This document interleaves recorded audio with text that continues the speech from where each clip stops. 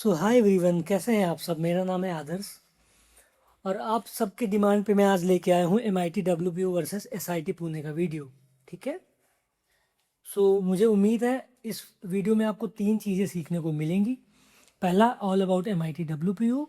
दूसरा, all about SIT Pune. तीसरा, इन दोनों का कंपैरिजन, प्लेसमेंट किसका बेहतर है, सिलेक्शन प्रोसेस क्या होता है, कट ऑफ कितना किसके लिए चाहिए और कौन कौन से प्रोग्राम ऑफर होते हैं विथ फीस।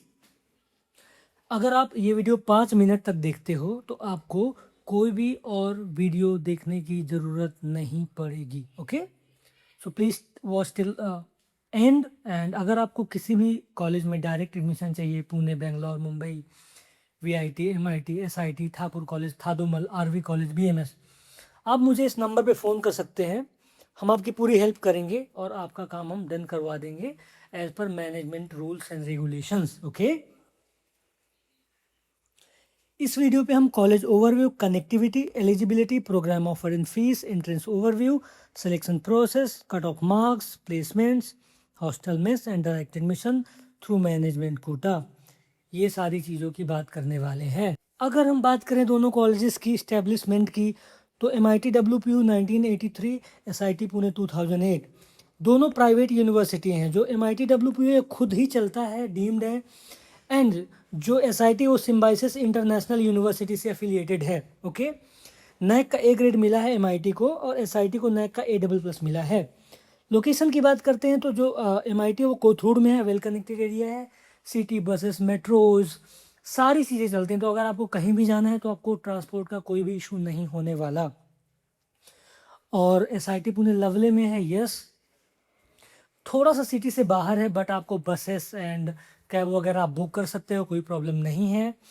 और ये हिल कैंपस है, तो बहुत सुंदर कैंपस है, करीब 300 एकड़ का कैंपस है, जिसमें आपको कैंपस के अंदर ही सारी फैसिलिटीज़ मिल जाती हैं दोनों में ही। ये कोथरूड का कैंपस जो MIT का, ये तकरीबन 65 एकड़ के आसपास है, ये है 300 एकर्स का। अगर हम बात करें कनेक्टिविटी की, तो एयरपोर्ट से डिस्टेंस MIT का 16 to 18 किलोमीटर है, SIT का 22 to 25 किलोमीटर्स है। रेलवे स्टेशन की बात करें तो 9 to 11 kilometre MIT and 20 to 22 kilometres SIT Pune. Transport, yes, जैसा मैंने बोला, MIT में बढ़िया है, आपको metros, buses, autos, cabs any time available है। लॉले में थोड़ा सा दिक्कत हो जाएगी बिकॉज कैंपस थोड़ा दूर है सिटी से। अब एलिजिबिलिटी क्या है दोनों कॉलेजेस की, तो मिनिमम 60% आपको चाहिए MIT WPU में, PCM में, बट अब शायद इन्होंने 50 कर दिया है। तो अगर आपके PCM में 150 मार्क्स हैं तीनों में मिला के, तो आप एडमिशन के लिए बिल्कुल एलिजिबल हो। इसी तरह अगर हम SIT की बात करते हैं, तो अगर आपके मार्क्स 135 हैं तो आप एलिजिबल हो for the admission. Entrance exam कौन कौन से एक्सेप्ट करते हैं कॉलेजेस, तो MIT में JEE, MS CET और पैरा CET, बट पैरा के थ्रू CS जैसी टॉप ब्रांच मिलना थोड़ा सा टफ है। अगर आपको कॉलेज प्रोवाइड कर देता है, ऑफर कर देता है, तो दैट्स फीलिंग गुड। ओके, अगर आप SIT की बात करोगे तो इनका खुद का एग्जाम होता है, SIT EEE।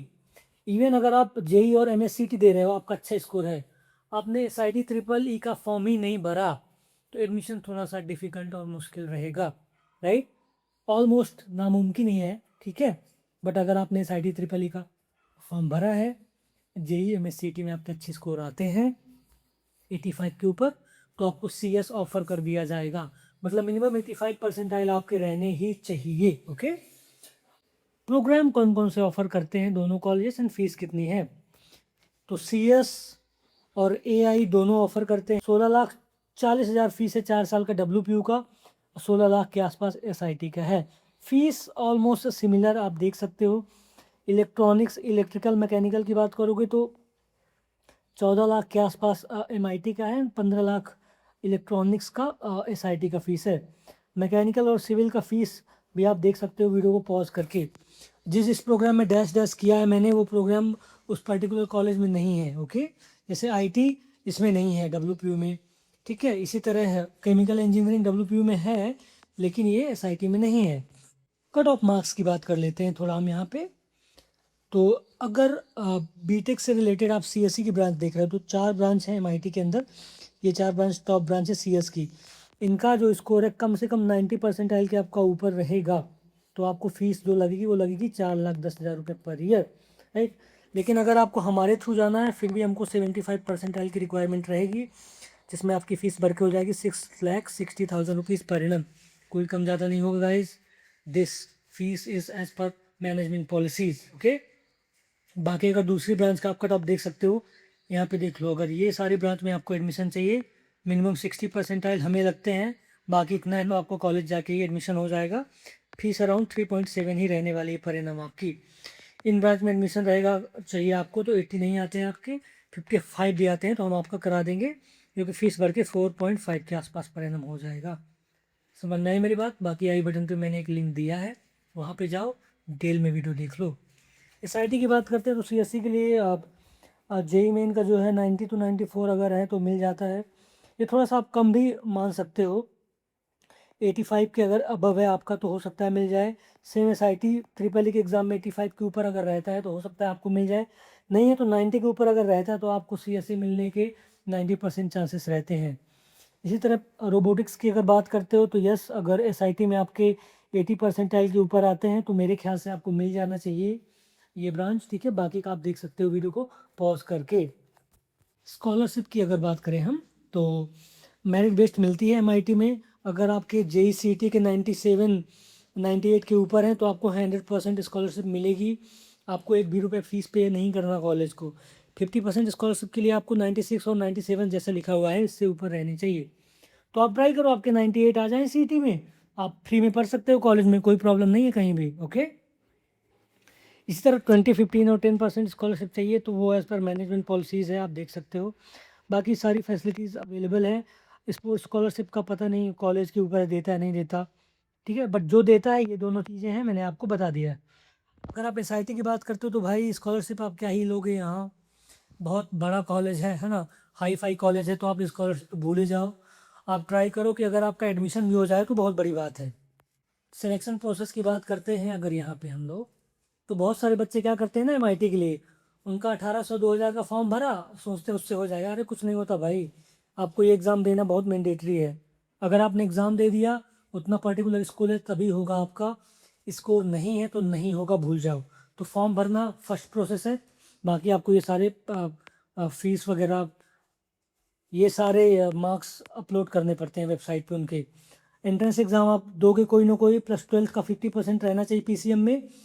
उसके बाद आप यूनिवर्सिटी आपको ऑफर लेटर दे देती है अमूमन, जैसा मैंने ऊपर कट ऑफ बोले ना, अगर उतना आपका स्कोर आता है जेईसीटी में तो आप पर्टिकुलर प्रोग्राम का ऑफर लेटर मिल जाता है। नहीं आता तो अगर आपको हमारे थ्रू जाना है, हमारे हेल्प से जाना है, तो मैंने आपको बता दिया कि कितना स्कोर हमें रिक्वायर्ड है। एसआईटी में तो आपको एसआईटी का फॉर्म तो पहले भरना ही भरना है, that is a main thing.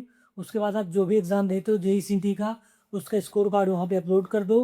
अगर आपकी रैंक अच्छी है, जैसे मैंने कट ऑफ आपको बताया ऊपर, तो आपको प्रॉपर वहाँ से ऑफर लेटर मिलेगा। प्लेसमेंट्स की बात करते हैं तो highest package is a bogus thing किसी भी कॉलेज में, ये आप मत देखो, that is my suggestion to you. आपको एवरेज पैकेज देखना है जो कि 6.5 के आसपास डब्ल्यू का है, 8 से 9 करीब एसआईटी पुणे का है। अगर हम कोर कंप्यूटर साइंस की बात करें तो यस ऑब्वियसली वो ज़्यादा होगा, 8-9 के आसपास होगा, इसका भी ज़्यादा होगा कोर कंप्यूटर साइंस का, ठीक है। अब क्योंकि ये इंजीनियरिंग का जो प्लेसमेंट है ये ओवरऑल बताया हुआ है, तो इसलिए थोड़ा मैकेनिकल भी इसमें आ जाता है और भी ब्रांचेस आ जाती हैं, राइट। बाकी का आप वीडियो को पॉज करके देख सकते हो। प्लेसमेंट रेशियो MIT WBU का अराउंड 80 to 90% आप बोल सकते हो, अच्छा ही है, और इसका भी बढ़िया है। हॉस्टल मेस की अगर बात करते हैं तो दोनों में हॉस्टल मेस अवेलेबल है कैंपस के अंदर ही। 2 से 2.5 लाख आपका दोनों का लगभग खर्चा आने वाला है। कैंपस दोनों ब्यूटीफुल है। दोनों कैंपस लाइफ के मामले में एक दूसरे को टक्कर देते हैं। अगर आपको एक अच्छी कैंपस लाइफ चाहिए तो इन दोनों से अच्छा कॉलेज ही नहीं है पूरे पुणे में कोई। कैंपस लाइफ की मैं बात कर रहा हूँ, बाकी पढ़ाई तो ऑब्वियसली एक पार्ट है ही। अगर आपको डायरेक्ट एडमिशन चाहिए पुणे के किसी भी कॉलेज में, मुंबई में, बेंगलोर में, MIT, SIT, DY पाटिल, भारतीय विद्यापीठ, आप हमें फ़ोन करें इस नंबर पर, हम आपकी हेल्प कर देंगे as per management policies. So I hope आपको सब समझ में आ गया है। अगर आपको CS कोर्स से रिलेटेड ब्रांच में एडमिशन चाहिए MIT में, तो 90 के ऊपर अगर आपके JEE और CET में है तो आपको एडमिशन मिल जाएगा। फीस रहेगी 4,10,000। अगर नहीं है उतने तो आपको तो उसमें मिलने नहीं वाला, लेकिन 75 के ऊपर है अगर आपके JEE में तो हम आपका काम करा देंगे।